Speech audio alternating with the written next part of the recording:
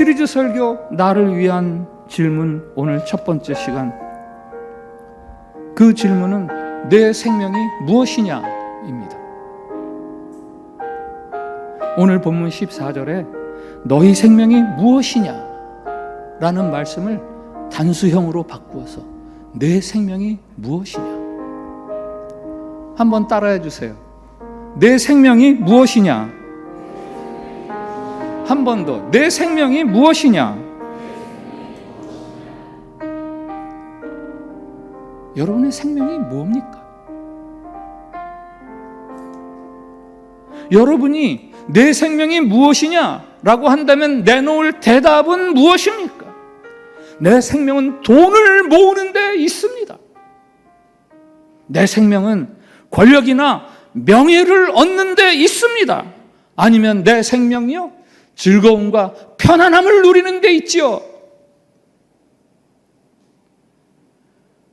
오늘 본문에 여러분이 어떠한 대답을 드려야 하는지 그 힌트가 있어요. 14절을 한번 같이 읽어보겠습니다. 야고보서 4장 14절 시작. 내일 일을 너희가 알지 못하는도다. 너희 생명이 무엇이냐? 너희는 잠깐 보이다가 없어지는 안개니라.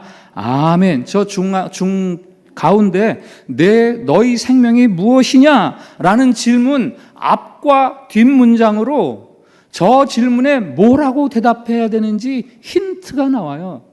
그 힌트가 뭐예요? 너희가 앞날에 대해서 모르잖아. 나중에 나오는 힌트는 너희는 잠깐 있다가 없어지는 안개잖아. 내 생명이 뭐야? 라는 거죠. 인간의 유한성, 인간의 그 연약함에 대해서 전제하면서 우리에게 주시는 질문이에요. 성경에는 이런 유의 경고 말씀들이 이곳저곳에 많이 나와 있습니다. 시편 102편에서 노래합니다. 102편 3절. 내 날이 연기같이 소멸하며 내 뼈가 숯같이 탔음이니이다. 조금 더 내려가면 11절. 내 날이 기울어지는 그림자 같고 내가 풀에 시들어짐 같으니이다. 이사야 선지자도 인생을 풀에, 그 인생의 영광스럽다 하는 것들을 풀의 꽃에 비유하죠. 모든 육체는 풀이요 그의 모든 아름다움은 들의 꽃과 같으니 풀은 마르고 꽃이 시들면 여호와의 기운이 그 위에 불미라. 이 백성은 실로 풀이로다. 풀은 마르고 꽃은 시드나. 오늘 성경이 말하는 내 생명이 무엇이냐 라는 질문은 바로 여러분의 그 같은 생명의 유한성, 생명의 연약함을 말해줍니다. 그래서 우리는 이 유한하고 연약한 생명을 가지고 영원한 것에 투자할 수 있어야 돼요. 이 유한하고 연약한 가운데서도 영원한 것을 누릴 수 있는 삶을 살아가야 합니다. 정신의학자 빅터 프랭클 박사가 심리적으로 고통당하는 사람들에게 이렇게 묻곤 했습니다. 그렇게 고통스러우면 왜 자살하지 않으세요? 너무 힘들어서, 정신적으로 스트레스를 받아서 정신질환에 걸려 그런 사람들에게 그렇게 고통스러우면 왜 죽지 않으세요? 라고 묻습니다. 이것은 자살을 부추기려는 그런 질문이 아니죠. 살아야 할 이유를 발견해 보세요 라는 거예요. 삶의 의미를 발견함으로 고통을 극복하게 하는 치료법, 이거를 의미요법 이렇게 이야기하더라고요. 의미요법. 왜 사느냐라는 질문이나 왜 죽지 않느냐라는 질문이나 사실은 같은 질문이죠. 유한한 삶 속에서 우리는 어떻게 영혼에 투자를 해야 하고 어떻게 영혼을 누려야 합니까? 야고보는 내 생명이 무엇이냐 라는 질문과 더불어서 몇 가지 잘못된 삶의 예를 지적해 줍니다. 그 첫 번째, 하나님이 없는 삶을 살아가는 거예요. 하나님이 빠진 삶. 인생의 실패자는 계획이 없는 사람이 아니에요. 하나님 없이 계획하는 사람은 인생의 실패자다. 자신의 미래 계획에 하나님이 계시지 않습니다. 그냥 오직 세상적인 유익, 세상적인 안전에만 몰두해서 살아갑니다. 오늘 인간의 연약함과 유연함을 강력하게 깨우쳐 주시는 이유는 바로 그런 사람들이 많기 때문이에요. 오늘 13절 말씀을 한번 같이 읽겠습니다. 13절 같이 읽읍시다. 시작. 들으라. 너희 중에 말하기를 오늘이나 내일이나 우리가 어떤 도시에 가서 거기서 1년을 머물며 장사하여 이익을 보리라 하는 자들아. 어떤 도시, 좋은 장소를 말하죠. 1년을 머물며 시간 계획입니다. 장사하며 사업입니다. 이익을 보리라. 성공에 대한 꿈입니다.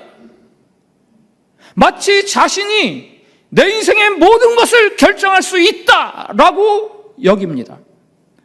내가 계획하기만 하면 그대로 이루어져.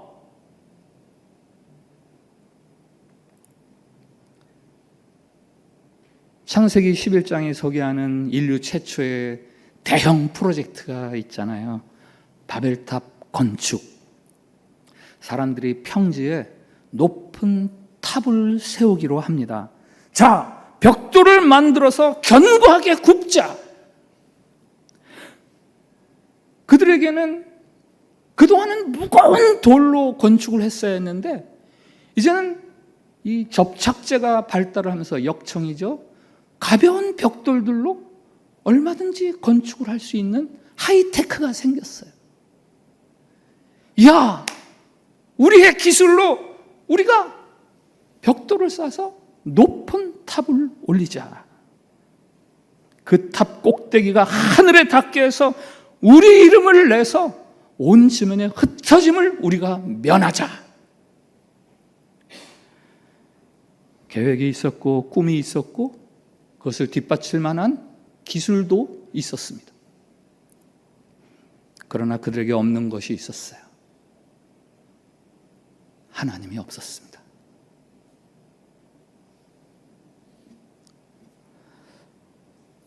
아니, 하늘에 닿게 하자라는 이 말은, 우리의 이름을 내자라는 이 말은 하나님이 없는 정도가 아니라 그 하나님의 자리에 내가 앉는 거예요. 그 결과를 우리가 알지 않습니까? 하나님이 언어를 혼잡하게 해서 사람들을 다 흩어지게 하셨습니다. 흩어지지 말자라고 탑을 쌓았는데 그 결과는 흩어지게 되었어요. 왜? 서로 이제 마음이 통하지 않는 거예요. 언어가 달라졌기 때문에 서로의 마음을 알 수가 없어요. 마음과 마음이 멀어집니다. 하나님이 없는 삶의 결과입니다. 결국 이 성공 프로젝트는 무산되었습니다. 예수님이 말씀하시는 어리석은 부자 이야기가 있습니다. 부자. 우리는 그렇게 생각해요. 부자 중에서 어리석은 부자가 있을까? 부자가 어리석을 수 있나? 그러나 신학자들은 예수님이 말씀하신 이 말씀을 어리석은 부자에 대한 비유다 이렇게 제목을 붙이거든요. 열심히 살았어요. 열심히 살았습니다. 농사도 잘 짓고 풍작을 이루었습니다. 그의 말을 한번 들어볼까요? 누가복음 12장 17절부터 19절 같이 읽읍시다. 시작. 내가 곡식 쌓아둘 곳이 없으니 어찌할까?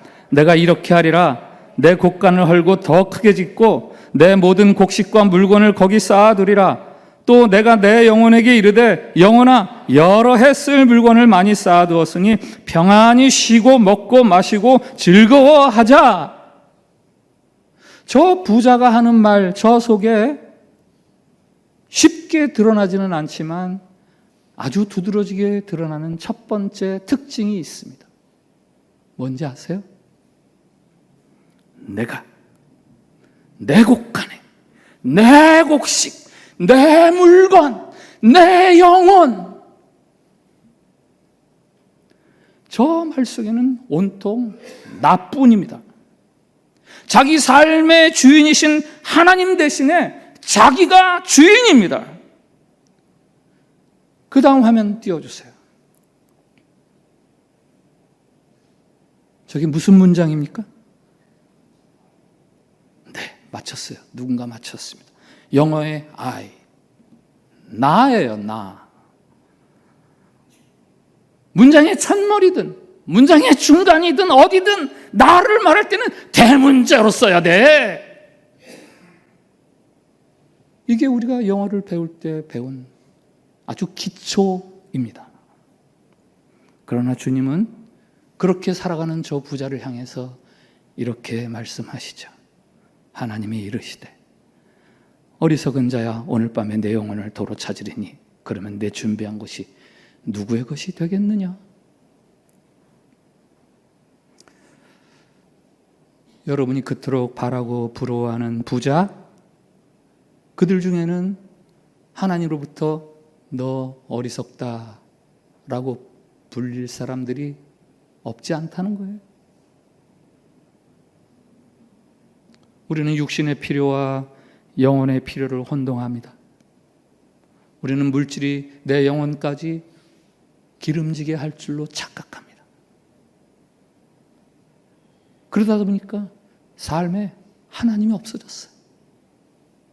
물질만 채워집니다. 물질뿐입니까? 성경은 하나님에 대해서 부여하지 못한 삶을 어리석은 삶이라고 부르죠. 죽어서 하늘나라에 갈 때 물질을 가져갈 수 있는 사람이 있습니까? 없죠. 그래서 그러는 거예요. 그러나 살아있는 동안에 그 물질을 통해서 하늘을 준비하는 사람들이 있다라고 성경은 말합니다. 그것은 물질을 하나님 나라를 위해서 쓰는 거예요. 마태복음 6장 너희를 위하여 보물을 하늘에 쌓아두라. 내 보물이 있는 그곳에 내 마음도 있느니라. 그러니까 이것은 사실은 살아있는 동안에 물질을 하늘에 쌓아두라는 말이 아니라 살아있는 동안에 하늘을 기억하고 살아가라 라는 말씀이에요. 물질뿐이 아니죠. 여러분의 재능, 여러분의 시간, 여러분의 감정도요. 감정도 다 소모돼요. 나중에는 아무런 감정적인 흔들림이 메말라서 없어져 버립니다. 체력 마찬가지. 땅에 있는 동안 그 모든 것들이 다 조금씩 사라집니다. 세 발로 걸어야 하는 정도가 아니라 아무것도 남지 않을 순간이 있습니다.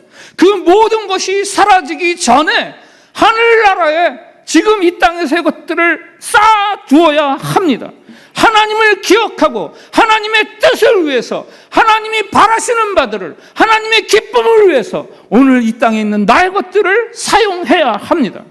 사도 바울이 디모데에게 교훈합니다. 마음을 높이지 말고 정함이 없는 재물에 소망 두지 말고 오직 우리에게 모든 것을 후히 주사 누리게 하시는 하나님께 두며 압축해 볼까요? 마음 재물에 두지 마. 하나님께 둬.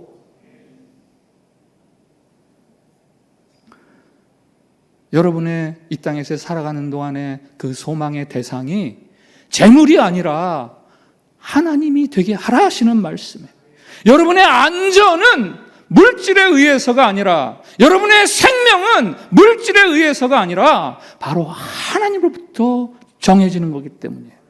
자기의 삶을 하나님과 상관없이 자기 마음대로 살아가는 사람은 아무리 재능이 많고 아무리 소유가 많고 열매가 많아도 죽는 거예요. 사망입니다.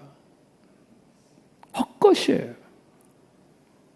하나님을 모르고 살아가는 사람들이 자랑하는 것이 있잖아요. 그게 오늘 야고보를 통해서 말씀해 주시는 두 번째 잘못된 삶의 모습이에요. 헛된 자랑을 하면서 살아가는 사람들. 자랑에도요, 헛된 자랑이 있고 참된 자랑이 있습니다. 오늘 15절, 16절 같이 읽겠습니다. 15절, 16절. 시작. 너희가 도리어 말하기를 주의 뜻이면 우리가 살기도 하고 이것이나 저것을 하리라 할 것이거늘 이제도 너희가 허탄한 자랑을 하니 그러한 자랑은 다 악한 것이라. 아멘. 저 16절에 허탄한 자랑, 그것은 악한 것이다. 저 허탄한 자랑이 뭐예요? 그 앞에 15절에 나오는 거예요. 주님의 뜻이라면 이것도 하고 저것도 하고 그래야 되는데 그렇게 하지 않고 하는 자랑들, 허탄한 자랑, 그것은 악이다. 여러분의 자랑거리는 뭐죠? 여러분의 자랑거리가 있잖아요.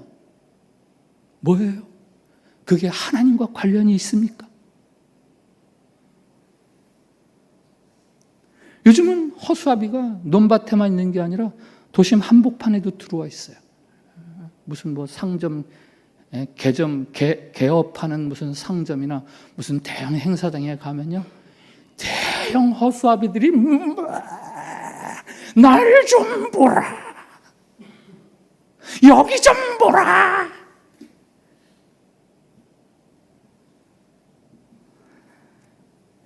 그날 밤이 돼서 혹은 행사가 끝나서 공기를 다 빼버리면 그냥 그 요란을 떨던 허수아비가 가방 속에 처박히는 거예요. 여러분의 자랑거리가 하나님과 상관이 있어요? 사도 바울이 말하잖아요. 자랑하는 자는 주 안에서 할지니라. 자랑하는 자는 주 안에서 자랑할지니라. 사도 바울이요, 자랑할 게 많은 사람이었습니다. 그는 순수 유대 혈통, 율법을 철저하게 지키던 바리새인, 학문적으로도 엘리트라고 할 수 있는 가마리엘 문화생. 그러나 그가 예수 그리스도를 만난 후에는 그 모든 것들을 다 배설물로 여긴다고 했습니다. 그리고 그에게 새로운 자랑거리가 생기죠. 사도 바울이 뭘 자랑하는지 아세요? 십자가. 그리고 자기를 통해서 예수님을 믿게 된 성도들, 그리고 자기가 섬겼던 교회, 그것들이 내 자랑거리라고 고백합니다. 유한하고 연약한 인생, 그 속에서 오직 하나님과 관련된 것들, 그것들만이 영혼 속에 남겨지는 거예요. 하나님을 모르는 사람들의 또 다른 모습이 하나 더 있지요. 오늘 본문에 행함이 없는 지식, 선인 줄 알면서 행하지 않는 것. 그러니까 그림으로 그리면은 머리 크죠. 머리 크고 입도 제법 불쑥 눈에 두드러집니다. 그런데 손과 발은 아주 기형적으로 조그매요. 기형인이에요, 기형인. 그 선한 것들에 대한 권면을 들으면 그러죠. 아, 맞습니다. 맞죠. 다 알아요. 예. 저를 너무 설득하려고 하지 않으셔도 제가 그거 다 압니다. 그런데 아는 대로 살지를 않아요. 자기가 배운 대로 살지를 않습니다. 오늘 17절 말씀을 한번 같이 읽어보겠습니다. 시작. 그러므로 사람이 선을 행할 줄 알고도 행하지 아니하면 죄니라. 아멘. 선이라고 알면 뭐해요? 그대로 살지를 않는데. 오늘 그것에 대한 말씀이에요. 교회에서 말하는 seven deadly sins, 죽음에 이르게 하는 7가지 죄악이라는 것이 있지요.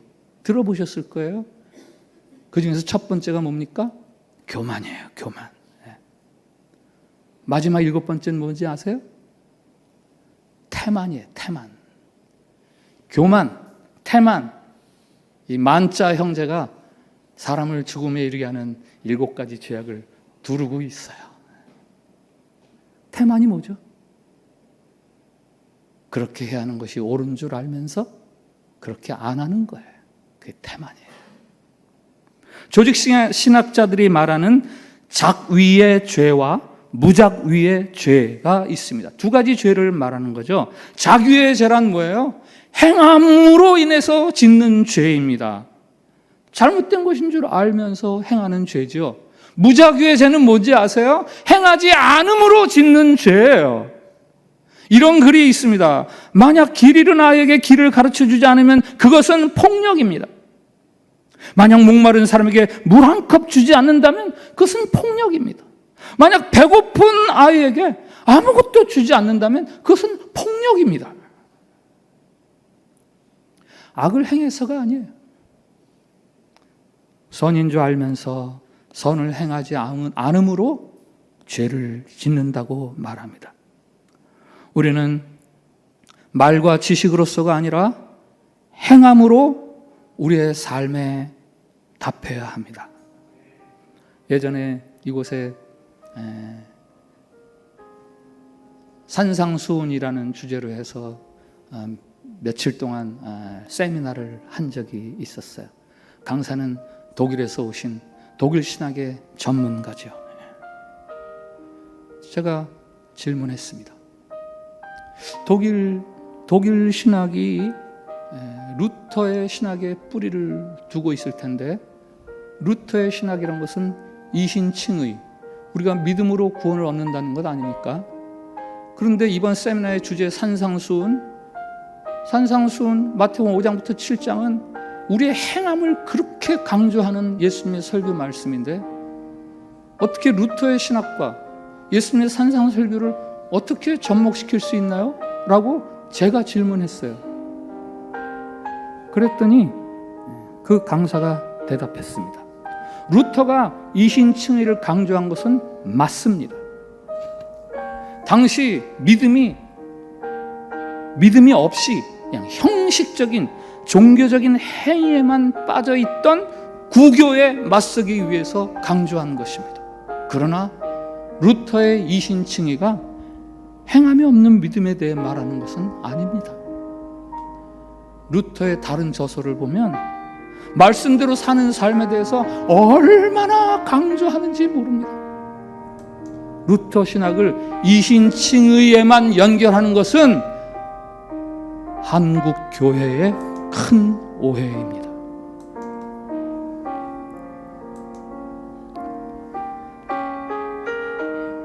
너의 생명이 무엇이냐? 하나님은 여러분에게 믿음대로 살았느냐라고 물으실 겁니다. 입으로만 믿는 것은 오늘 17절 말씀에 의하면 죄예요.